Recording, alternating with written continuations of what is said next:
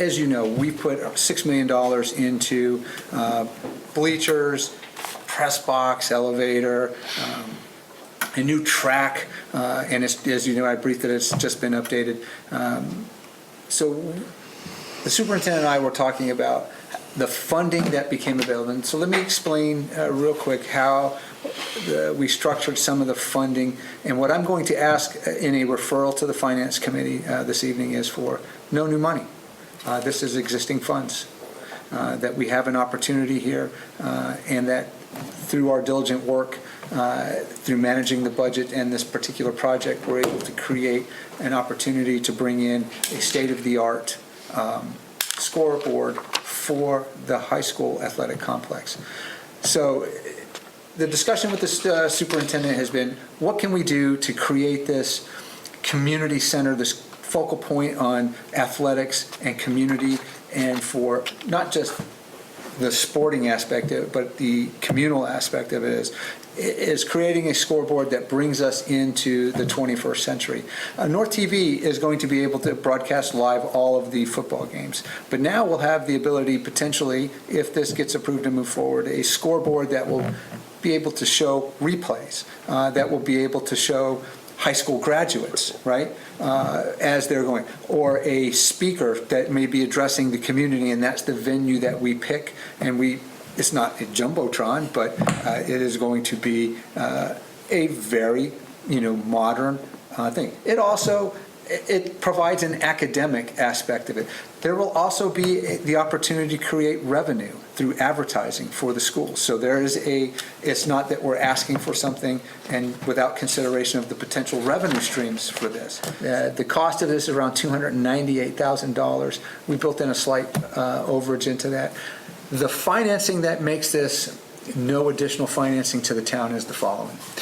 When the town council approved $5 million for the athletic complex, we took that $5 million in authorization, but I only gave the schools $2.5 million of it because we used some ARPA offset funds that we had to be able to do it. So we were able not to borrow of that $5 million authorization, half of it. So that remains in existence today. Even though we had taken that borrowing authorization and took it off of our total debt service because we counted it as if we were paying for it, and we did our calculations. So we have an opportunity to go back in and tap into that existing authorization and not ask for any new money. It's because we've accounted for it already.